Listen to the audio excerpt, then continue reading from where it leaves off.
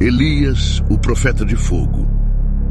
Você já ouviu falar de um homem cujos milagres sacudiram reinos e desafiaram os deuses falsos? Sabia que Elias tinha um segredo que lhe permitiu realizar feitos impressionantes? Imagine um reino mergulhado no caos, a idolatria destruindo a verdadeira fé e o desespero consumindo os corações. Em meio a essa escuridão, se ergue uma figura imponente, quase lendária, Elias, o profeta do fogo. Que habilidades sobrenaturais ele possuía? Qual era a fonte de seu incrível poder? Não é uma história de ficção científica, nem um conto de super-heróis do cinema. Tudo isso aconteceu na vida real e é uma prova do poder de Deus para realizar coisas sobrenaturais através da fé e da obediência. Vamos descobrir juntos. Elias, cujo nome significa Jeová é meu Deus, aparece no cenário bíblico como uma tempestade numa noite tranquila. Sua presença anuncia mudanças drásticas e seu primeiro grande desafio é enfrentar o rei Acabe e sua esposa Jezabel, que levaram Israel a adorar o deus pagão Baal. Quem era Acabe? Acabe foi o 7º rei de Israel, conhecido por ser um dos mais perversos. Governou junto com sua esposa Jezabel, uma mulher fenícia que promoveu ativamente o culto a Baal em Israel. Acabe e Jezabel não só permitiram a idolatria, mas também perseguiram os profetas de Jeová, tentando erradicar a adoração ao verdadeiro Deus. Em 1 Reis 16, 30, 33, é descrito seu reinado cheio de maldade e como construíram um templo para Baal em Samaria. Você consegue imaginar o desafio de enfrentar um rei tão poderoso e cruel? Elias não teme o poder da realeza, nem a influência dos ídolos. Com uma convicção feroz, ele se apresenta diante do rei Acabe e anuncia uma seca que durará até que ele diga o contrário.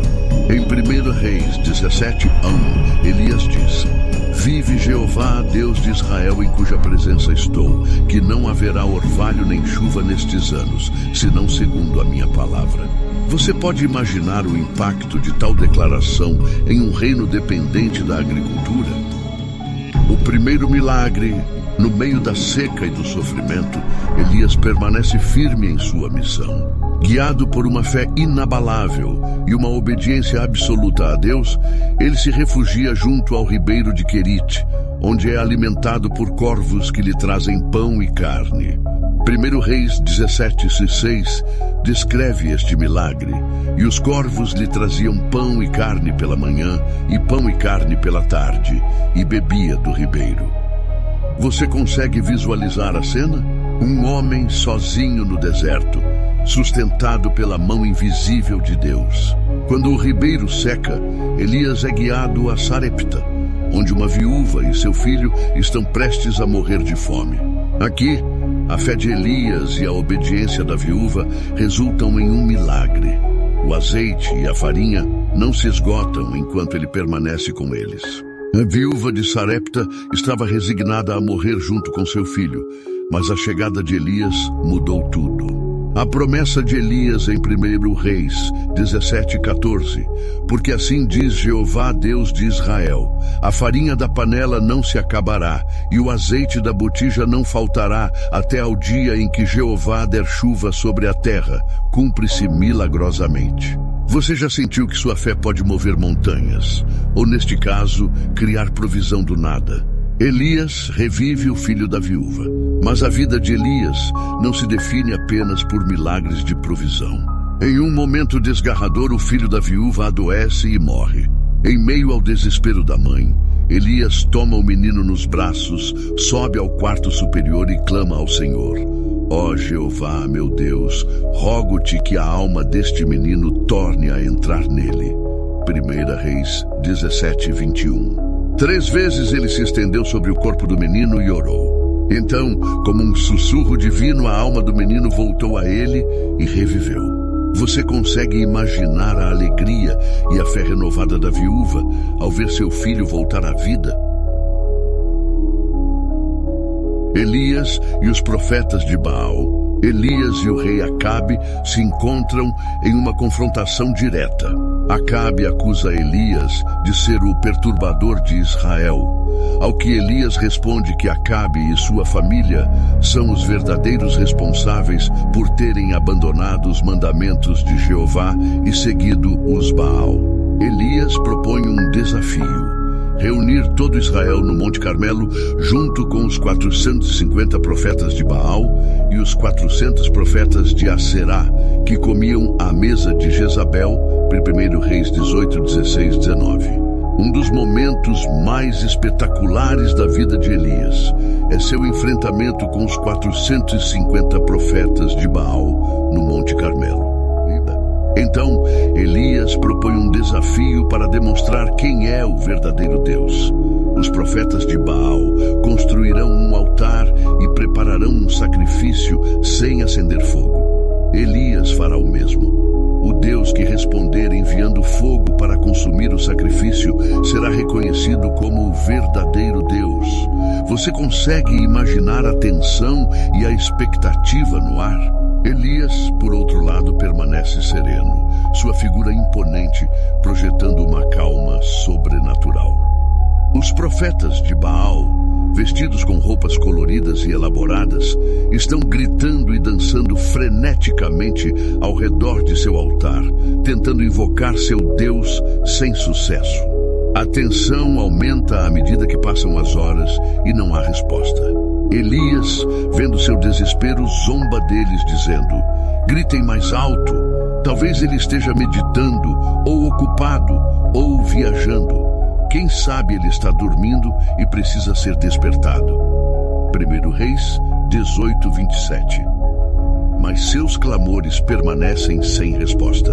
Então, ele se aproxima de seu altar, feito de 12 pedras que representam as 12 tribos de Israel. Rodeia o altar com uma vala e o enche de água. Pede que encham 4 cântaros de água e derramem sobre o holocausto e a lenha. Depois pede que façam uma segunda e uma terceira vez, até que a água corre ao redor do altar. E isso foi um total de 12 cântaros de água, um gesto significativo em meio a uma seca. Eleva suas mãos ao céu e ora com uma voz firme e cheia de fé: responde-me, Jeová, responde-me, para que este povo saiba que tu, Jeová, és Deus e que tu fizeste voltar o coração deles. 1 Reis 18, 37. De repente, como se o próprio céu respondesse ao seu chamado, um fogo desce com um rugido ensurdecedor e consome o holocausto, a lenha, as pedras, o pó e até a água que estava na vala. O calor e a luz do fogo são tão intensos que todos os presentes ficam atônitos, incapazes de desviar o olhar. Nesse instante, o poder de Deus se manifesta de maneira incontestável. O povo de Israel, ao ver este incrível milagre, prostra-se no chão e clama: Jeová é Deus, Jeová é Deus. 1 Reis 18, 39. Este momento marca um ponto de inflexão. A fé do povo é renovada e o poder de Jeová é reconhecido por todos. Este evento não apenas demonstra a falsidade de Baal, mas também a autoridade e a proximidade de Deus com aqueles que confiam plenamente nele. É um lembrete épico e poderoso de que a fé, quando é verdadeira e está firmemente enraizada, pode mover montanhas e mudar corações. Depois desse evento, Elias sobe ao Monte Carmelo e se prostra no chão, com o rosto entre os joelhos. Ora fervorosamente para que a chuva volte a Israel. Sua oração é persistente, enviando seu servo 7 vezes para olhar para o mar. Finalmente, aparece uma pequena nuvem e em pouco tempo a chuva torrencial devolve a vida à terra seca. A oração de Elias não foi apenas um pedido, mas um ato de intercessão profunda. Você já se encontrou perseverando em oração por algo que parecia impossível? Em 1 Reis 18:45 é descrito: E aconteceu enquanto isso que os céus se escureceram com nuvens e vento, e houve uma grande chuva. Após a impressionante descida do fogo que consumiu os sacrifícios em Monte Carmelo, e a chuva que trouxe vida à terra seca, Elias se encontrou no centro de uma série de eventos que fortaleceram sua relação única com Deus, mostrando tanto sua coragem quanto seus momentos de vulnerabilidade. O evento em Monte Carmelo foi seguido por um ato decisivo e dramático de Elias. Ele convocou todos os profetas de Baal e os levou ao riacho de Quizon. Em 1 Reis 18:40, é relatado como Elias tentou à multidão: prendei os profetas de Baal, que ninguém escape. O povo obedeceu, e os profetas de Baal foram capturados e levados ao riacho, onde foram executados. Este ato foi tanto um julgamento como uma purificação, destinada a eliminar a influência corruptora de Baal em Israel. Consegue imaginar a tensão e o rompimento do povo ao ver aqueles que foram levados à idolatria? Apesar da vitória, Elias logo enfrentaria um novo desafio. A rainha Jezabel, enfurecida com a matança dos profetas de Baal, jurou vingança.